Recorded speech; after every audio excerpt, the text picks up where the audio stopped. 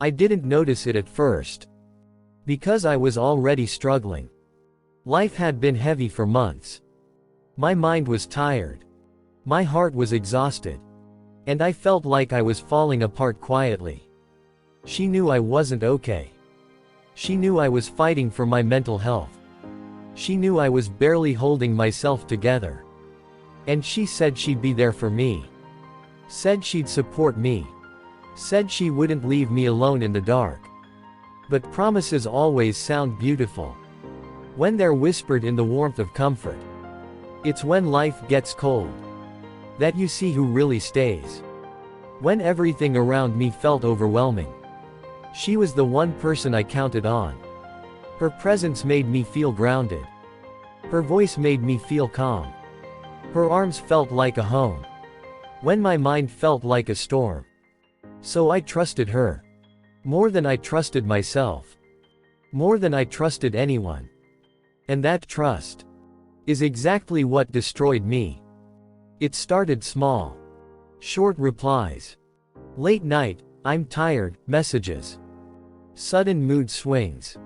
A distance I couldn't explain. At first I thought, maybe I'm overthinking because of my mental state. Maybe I'm imagining it. Maybe it's just stress. Maybe it's me. But it wasn't. It was her slipping away. While I was desperately trying to hold myself together. She stopped checking on me. Stopped asking if I was okay. Stopped noticing when I withdrew. Or when my voice cracked from exhaustion. The girl who used to worry when I didn't text for an hour. Didn't care anymore when days went silent. It's crazy how someone can be your world one month and a stranger the next.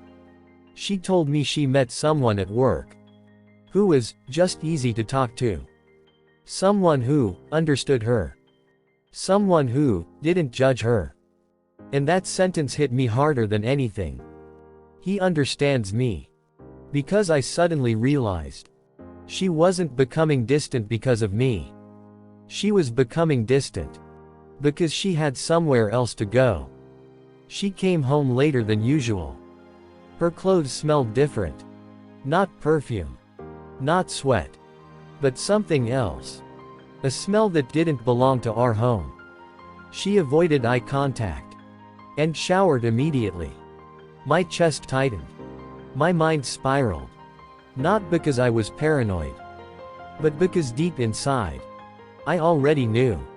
I kept telling myself, don't assume the worst. She would never do that. She knows you're struggling. But thoughts like that don't disappear. They sit in your chest. And quietly suffocate you. And that night, I barely slept. The next day, her phone lit up next to her while she was in the shower. A notification. A name I didn't recognize. A message preview that said, last night was perfect. My hands shook. My heart froze. Everything inside me collapsed. I didn't even need to open the phone. The truth was right there. On the lock screen. My fingers felt numb as I unlocked it. And every message I saw, cut deeper than the last. There were photos. There were voice notes. There were plans for next time. I wasn't looking at a mistake. I was looking at a pattern. A double life. She was living, while I was trying to survive my own. Some people scream. Some break things. Some collapse. I went silent. The kind of silence where your emotions shut down. Because the pain is too loud to process. When she came out of the shower, I was sitting on the edge of the bed. If this story hits you, you can support the channel with a quick hype. Holding her phone. Her face changed instantly. Like someone caught in headlights. I said only one sentence. How long has this been going on? She didn't deny it. Didn't lie. Didn't try to explain. She just whispered, I'm sorry. And that was the moment. I knew it wasn't a mistake. It was a choice. She said she felt lonely. She said I had become distant. She said she needed attention. All while knowing I was fighting a mental battle every day.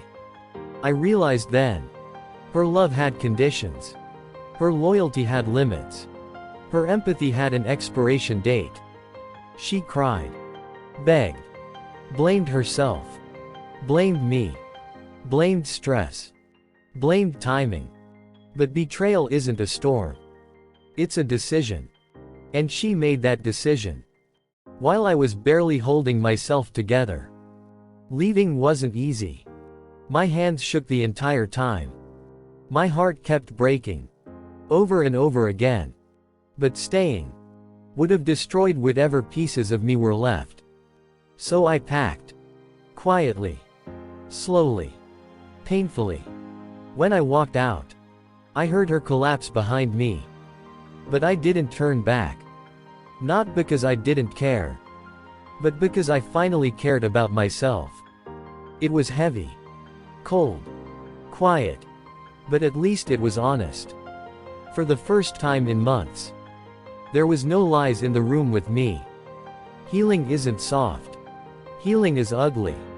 It's painful. It's nights of crying, days of confusion, and moments where you question everything. But little by little, I started breathing again. Love isn't proven in good times. It's proven in the moments when everything falls apart. She failed that test. Not because she stopped loving me, but because she never understood loyalty. Weeks later, I woke up one morning and realized something unbelievable. I didn't miss her anymore. Pain had turned into acceptance. Acceptance had turned into clarity. Clarity had turned into peace. I learned that healing starts the moment you stop asking why someone hurt you and start asking why you stayed after the first warning sign. I'm stronger now. Calmer now. Wiser now. Her betrayal didn't destroy me. It rebuilt me. If you've ever felt this kind of pain, don't walk through it alone. Hit subscribe and stay with us. More real stories are coming.